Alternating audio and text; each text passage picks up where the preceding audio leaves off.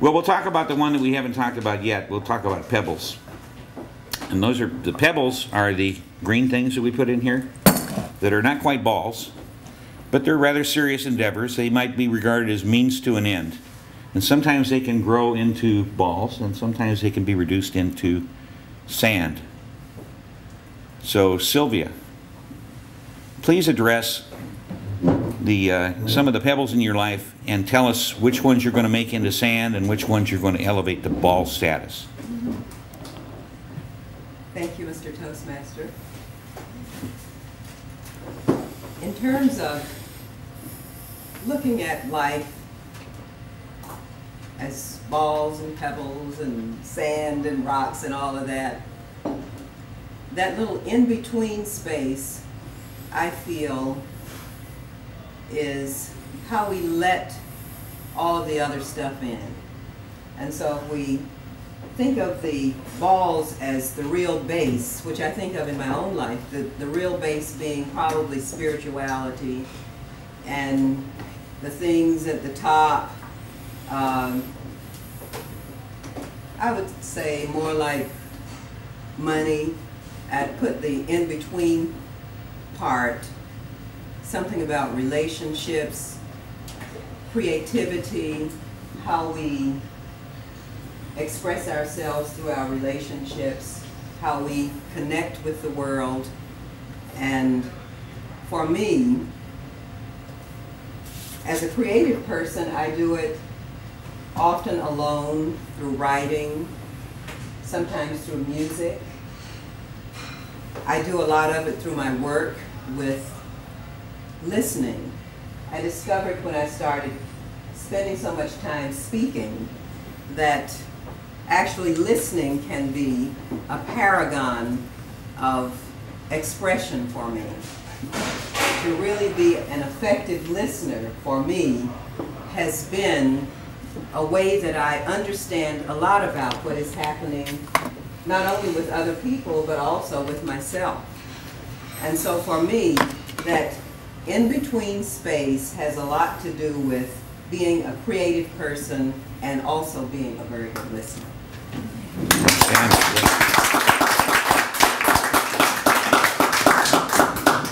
You know, even though Gwen gets a bye today on this, you escaped.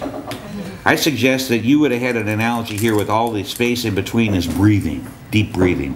Breathe to your diaphragm, right? That's right. Yeah, deep breathing. Very good. Okay, Rodney. I'm the auk hunter. Oh, the auk hunter is eligible. Nice try. Good try. Good try. Now, Rodney, that was very evasive. Very evasive. And so I'd like to start out with the question like this.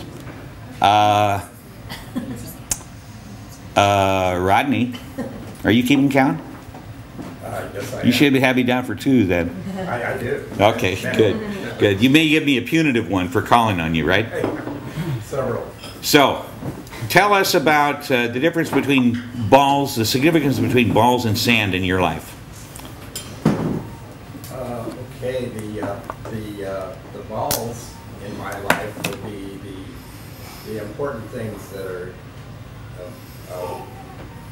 what I encounter every day, and what influences my life, such as spirituality, family, health, friendships, etc.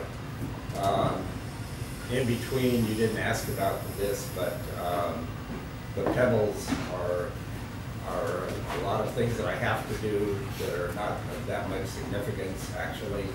But I do them because they're my responsibility. And the sand would be things such as worrying unnecessarily and doing negative things that I really don't want to do, but for some reason find myself in a position take up a lot of time. Wasted time, etc., would be to me the sand. And I think that's a very, very, it's a paragon of understanding this situation the way you have put it. Because I have seen this before in writing, but I've never seen anybody demonstrate it, you know, in an actual cup. And so I think we all have something to think about in that respect. Thank you. Thank you, Rodney.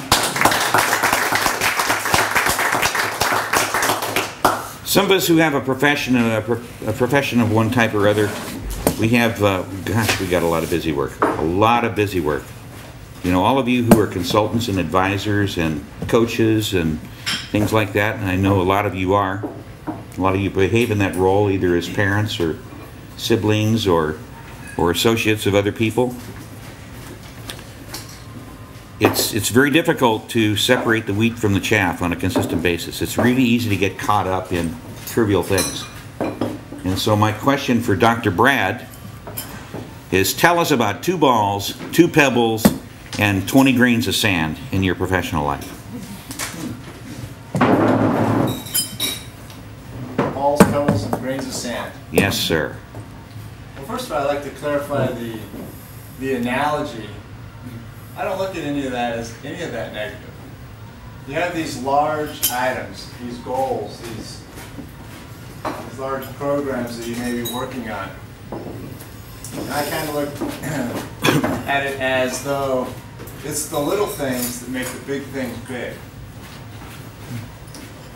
And one of my colleagues, he always says this: God lives in the details. So it's the details, it's small details that create some of these other areas of our life and improve and perfect and move you toward these larger goals. So one of those balls could be balance in your life. All the different areas in your life, they're all important. Your business or career, whatever you're involved in, the community, family, spirituality, all those different areas. And we can talk about those and we can put out what our goals are with those different areas, but it's the doingness, it's the details, it's the sand that we do consistently on a day-to-day basis that smooths the pebbles and creates the big things. So I would submit that there is no negativity in there, it's all in perspective.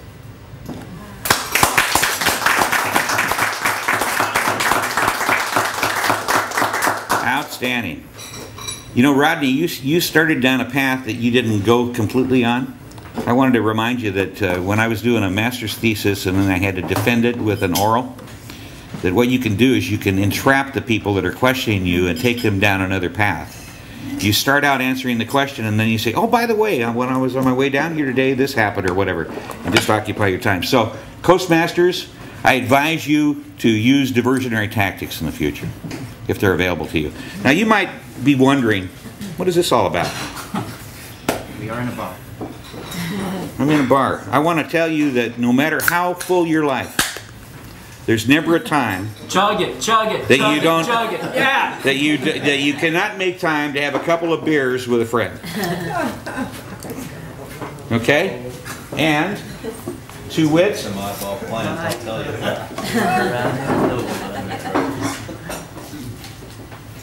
is your cup half empty or half full? I think it's full.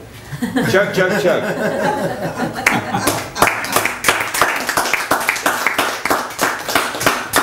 With that, I'm ready to hand it back to you. Hey, let's give Richard a big round of applause. I will take the jessamine. Richard has a big bowl. You know, I'll tell you.